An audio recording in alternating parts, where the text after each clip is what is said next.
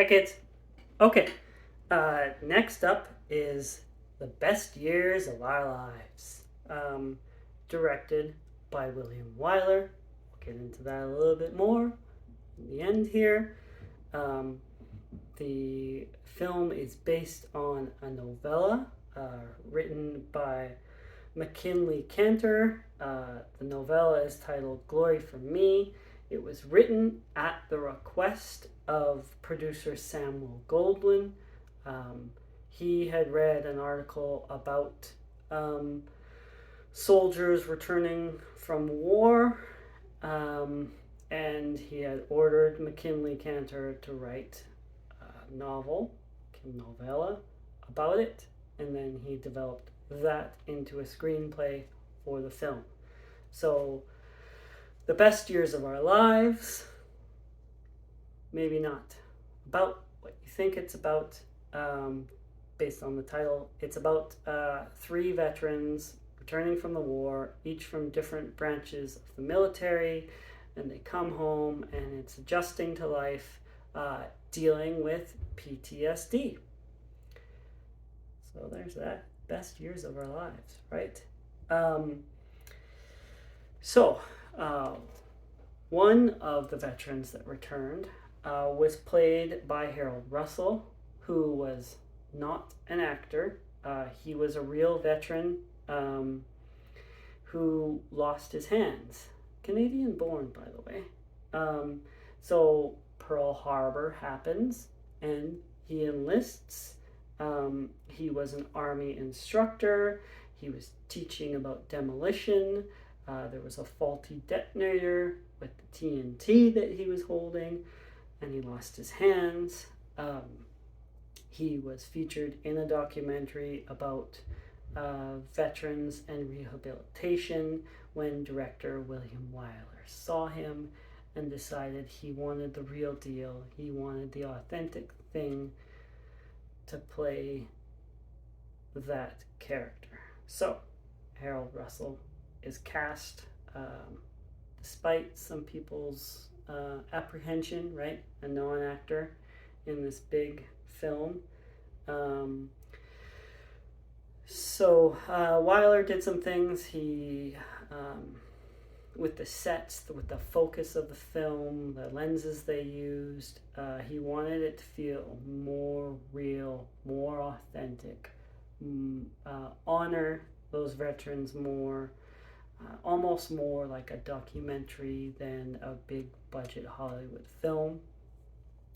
And it was a success. It had a $2.1 million budget. It raked in $23.7 million at the box office, and it was nominated for 11 Academy Awards. One of those awards it was nominated for was for Harold Russell, the veteran. He was nominated for Best Supporting Actor. But the Academy felt that he didn't have a chance of winning Best Supporting Actor, but they still wanted to honor him and recognize him in some other way. So they presented him with an honorary Academy Award for his portrayal for veterans. He got that. And then guess what? He won Best Supporting Actor anyways. So he is the only person in history to win 2 Academy Awards for the exact same performance. Harold Russell. So it was the highest grossing film since 1939, which was when Gone with the Wind came out. So Gone with the Wind came out. It smashed box office records. It was the highest grossing film. It stayed that way for a long time. So Best Years of Our Lives came close to that. So people really responded to it. And it's the highest grossing film of the 40s. But much like my previous discussion with Mrs. Miniver and William Wyler, those things aren't really part of pop culture, right? You've heard of Gone with the Wind. Have you heard of The Best Years of Our Lives? right? You've heard of Steven Spielberg. Have you heard of William Wyler? So, talked about William Wyler and Mrs. Miniver. There is a book that was turned into a documentary um, called Five Came Back. The book is written by Mark Harris. It's about 5 film directors who went and worked for the government, making films, making propaganda for the war effort. William Wyler is one of them. The other one I discussed in Casablanca is Frank Capra. So there's William Wyler, Frank Capra, John Ford, John Huston, who I also mentioned in the Mrs. Miniver video.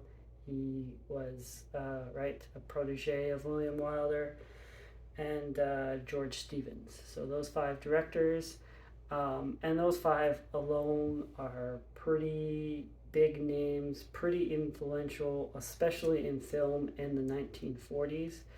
So to have those directors step up at that time and then go on and tell the stories that they do because of that afterwards.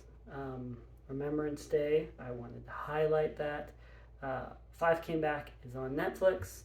If you're interested at all, you should go watch it. It's got lots of talking heads with all the directors that you do know. Yeah. So that's about it for the best years of our lives. Casablanca, I mentioned where it is in AFI, the regard it has. Best years of our lives on their 100 greatest films list. The first one and the second one ends up in the exact same spot. It is 37th overall, the 37th greatest film according to the American Film Institute. So there you go. Best years of our lives. Thanks, guys. Like, subscribe. See you later.